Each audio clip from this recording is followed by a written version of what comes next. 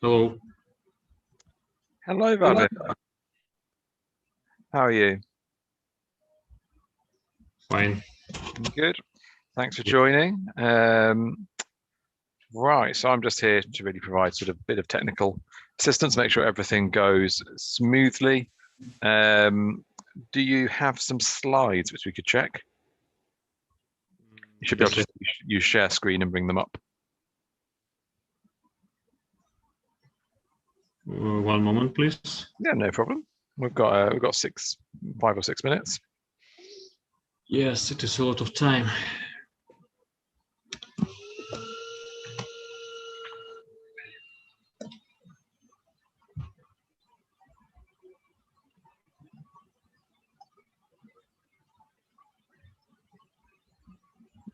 And we'll run through till 20 past, 3 my time. Where are you joining me from, Vadim? I'm joining you from Russia. Ah, from Russia. Whereabouts in Russia are you? That doesn't narrow it down much. So what you see in... Okay, so I think we want to, so that's we can see your notes on the screen at the moment. So I think you want to swap round. Yes, but I don't understand. That's, I think I know. So if you present again, if you present, yeah. So if you just go back to the screen you were on before, I think I know how to do this. Are you presenting currently? I have 2 screens. And okay. So what you should be able to do is, if you stop sharing, you can reshare. So if you stop sharing, perfect. Now get the PowerPoint presenting. Get that set up on one of your screens. Yes. Now, if you go to share screen, you should have the option to select. It should show you what's on each of those screens and allow you to select yes. the right option. There is good. Yes, there you go. Perfect. So, and I want to. If you just flick back and forward just to make sure it's all working. There is. Whew. Good. Have you spoken at one of Layer 123's events before, or was this your first time attending? That is my first online time. My first online time, yeah. In English. It's not quite the same. Yes. I'm a little bit nervous. I'm sure you'll do great. I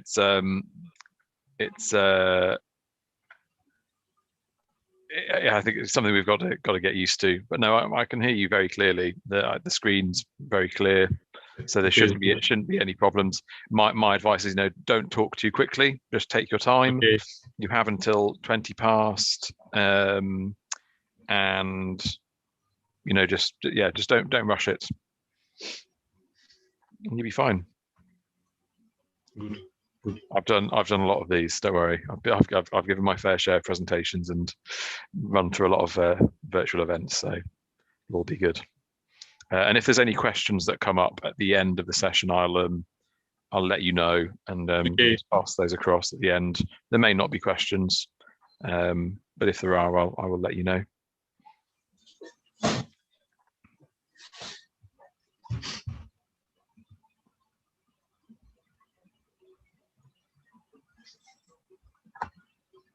Personally, I've only ever been to St. Petersburg in Russia. I really liked it. It's a really beautiful city. Yes, it's look like Russian Amsterdam. Yeah. All the waterways, really beautiful buildings, and I went to some good palaces as well. Went to the Hermitage and the Peterhof. Amazing. Because our head of the Russia, Peter,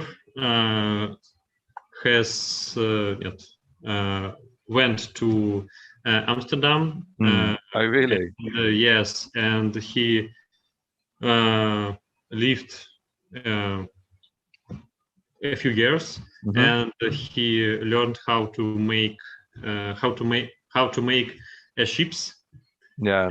And after that, Russia have a lot of ships, and you can see our flag, or Mm. how to say it, our not flag, Yeah. um, The coat of arms. our colors, Colours, yes, yeah. and it looks like Hmm. I forgot how to say the country of Amsterdam. Yeah, Netherlands. Yeah, it is. Yeah, yeah, yeah. Holland. Hmm. Holland, yeah. Okay, so we have about a minute to go, so I'll have to stop that. But yeah, that's interesting. Thank you for sharing, and I will let you know when to start. So in about 20 seconds or so, you can just start presenting.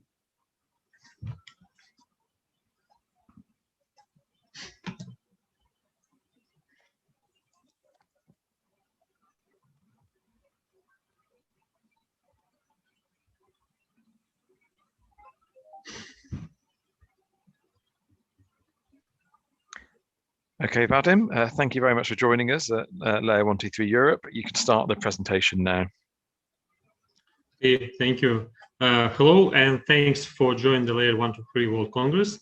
My name is Vadim Volovik, and I am the head of the network automation team of MTS. It is a national operator in Russia.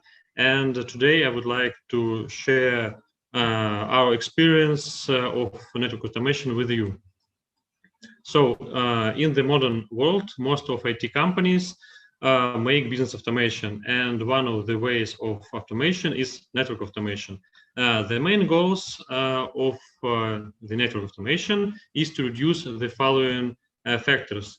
It is CAPEX, because telecom operators want to optimize and use more efficiency its network. OPEX, because ISP wants to pay less for management of network. Of course, they want to provide new services quicker than another ISP, and they want to increase quality of service for its customers and make count of failures less. And unfortunately, to automate network and network services, telecom operator has to make a long way. So, which problems do we see, and what do we want to solve by using network automation? First of all, we see that count of network elements and network services is growing, and we want to make integration of new network elements into our network easier. And another one, our business processes are not perfect, and most importantly, that I want to mention, that telecom operator has to automate not only network services, but it also has to automate business processes and the change of them. Another one, it is network failures. And also I have to consider that one of the biggest problems is network failures. And I hope that standardization and automation of network may help to avoid it. And of course, another problem is manual management of network. We want to make support the network easier, but if a telecom operator has a system for automation, it does not mean that management team use it for automation, and most probably it continue to configure a service manually because it is easier than to wait for the automation. And another big problem is a lot of legacy systems, because we already have some systems, and we use them today, and that makes implementation of automation harder. And we began solving the automation task, and we see another problem. The important the another important problem is to find the way how to make automation. On the slide, you can see the commonest way for network automation. So the origin of network automation is the person who wants to make his life easier and wants to try himself in the programming, and everything goes well, and he tells his team about his program, and they start using it, and all of them are very satisfied. But then the more people start using the program, more features are needed, and network automation person starts thinking about supporting his code, and it makes more and more time. And finally, it gets too hard to continue to develop the system, and automation stops right here. And please text me in the chat who has the same problem. And in my opinion, to solve that problem, telecom operators need two things: the good architecture and good plan, and team for automation. And telecom operator has to leave scripting behind and to make step forward the programming and automation. And first of all, a telecom operator has to think about the architecture. There are some organizations which develop the reference architecture for the network automation, such as ISP, and we use that documentation as a reference architecture, and there is quite good. And from our perspective, from MTS perspective, we see several common steps for network automation, and you can see it on the slide. And firstly, it is necessary to start from architecture, because you have to have the documentation of the network, and you have to think about templates and variables. After that, you have to get the common database for inventory and the configuration, and after that you need a closed loop for inventory and configuration audits. And you need the very good network drivers for data sourcing and management of network. And so why it's important to have the architecture? Because any changes on the top layer make multiple changes on the bottom layer. And to solve that task, we are developing our own network automation platform, which contains as vendor systems and our own in-house services. And it contains documentation center for the architecture rules, schemes, and another rule documentation. We have service engines for automate services. We have the GoConfig service for templates and variables management, and there is our source of truth system. Also, we have a network database for inventory and service database.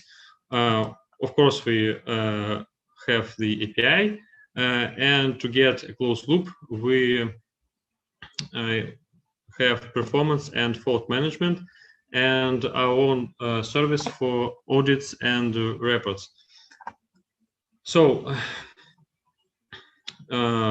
we need to automate a very huge network, which contains 5 vendors and more than 30 network element types. And for us, it is very hard task, but we try, we do our best. And I think everybody knows about the automation needs to have a closed loop, and our solution looks like that. So we defined the device model in our systems, which we can use, and after that we define the variables and templates for the configuration. After that, we can get reports with the differences, and we can generate the configuration and make some tests. And after that, we deploy it on the network. And we use bulk-config, NetworkDB, and report services. And we want to get network as a service, and to do it, we think that we need a single network design in our network, and that's why we created the network audit process, and that process contains more the 80 reports, and we are going to do a lot of changes in our network to solve this task. And to do so, how the templates and how the call config works, and how we generate the services, the configuration templates. So first of all, we need several parameters. There is a region, vendor, device type, software, hostname, loopback, and NI interfaces. For example, we want to generate a full configuration for the device. The system pass that parameters to the generator, which get variables from bulk config database, and generator generates the dataset JSON file and JSON. And after that, we use templates for render configuration, which we can test automatically, and we can use it manually or automatically. And you can see the sample of that workflow. So in the left, you can see how we store the variables. So every field depends on several parameters. It is region, network type, vendor, and so on. And the key of the variable is description, which connected with the dataset, and which connected with the template. And the main idea of the goal config is to store and define the data model for the templates management. And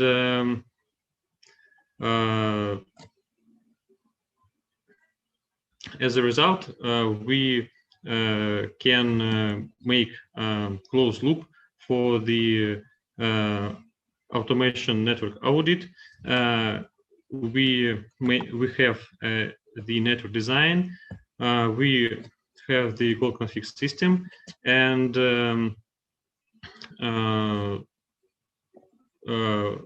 we collect data from the network and makes report. You can see the part of the report configuration for IGP protocol for Huawei, and it contains a lot of parameters, and we checked all of them for each network element in the network. And after that, we can change the mistakes manually or automatically.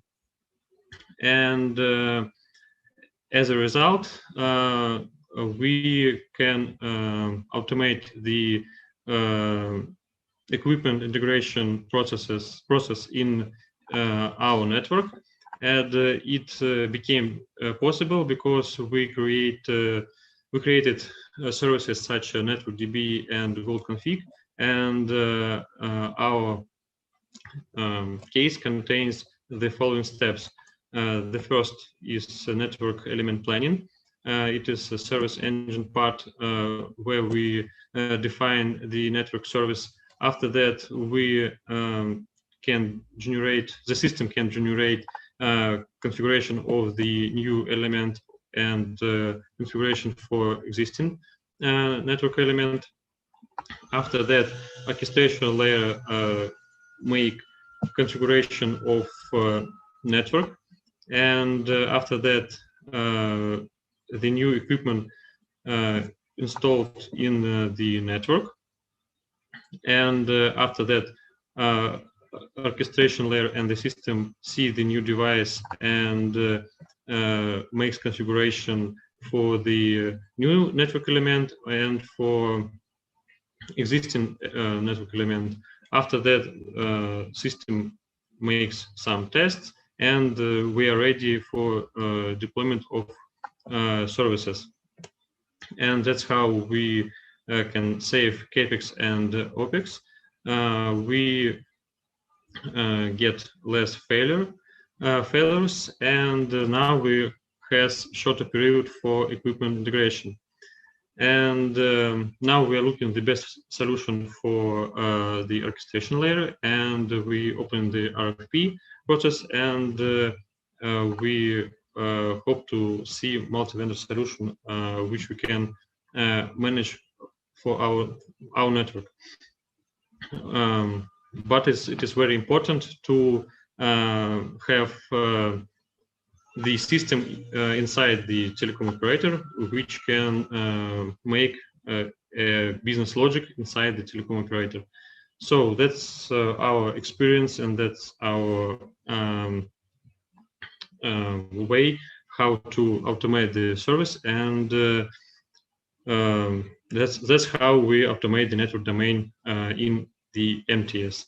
So thank you for listening. If you have questions, please ask. Thank you very much. That's fantastic. Thank you, Vadim. That's really good. We've had one question through, and that's, are you only automatically configuring your network elements, or is it a mixture of automatic and manual?